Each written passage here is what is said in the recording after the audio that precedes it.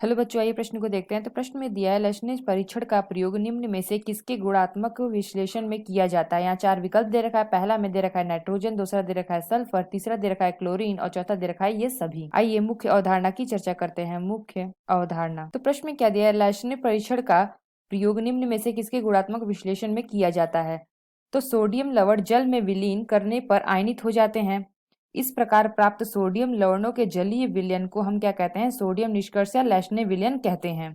तो सोडियम निष्कर्ष का उपयोग करके हम क्या करते हैं, एन यानी कि नाइट्रोजन, सल्फर, क्लोरीन, ब्रोमीन और आयोडीन तत्वों की पहचान यानी कि उपस्थिति की पहचान करने के लिए हम क्या करते हैं, इसका उपयोग करते हैं। यानी कि सोडियम निष्कर्ष का यानी कि लैशने परीक्षण का हम प्रयोग करते हैं। तो हमने क्या बताया, सोडियम लवण जल में विलीन करने पर आयनित हो जाते हैं। इस प्रकार प्राप्त सोडियम लवणों के जलीय विलयन को सोडियम निष्कर्ष या लैशने विलयन कहते हैं। तो सोडियम निष्कर्ष या लैशने परीक्षण का प्रयोग हम क्या करते हैं, एन यानी कि नाइट्रोजन, सल्फर, क्लोरीन, ब्रोमीन और आयोडीन तत्वों की उपस्थिति की पहचान करने के लिए करते हैं। और हमें प्रश्न में क्या पूछा गया था, लैशने परीक्षण का प्रयोग निम्न में से किसके गुणात्मक विश्लेषण में किया जाता है। तो यहाँ पे हमने देखा नाइट्रोजन, सल्फर, क्लोरीन, ब्रोमीन और आयोडीन। तो इनकी उपस्थिति की पहचान करने के लिए हम क्या करते हैं,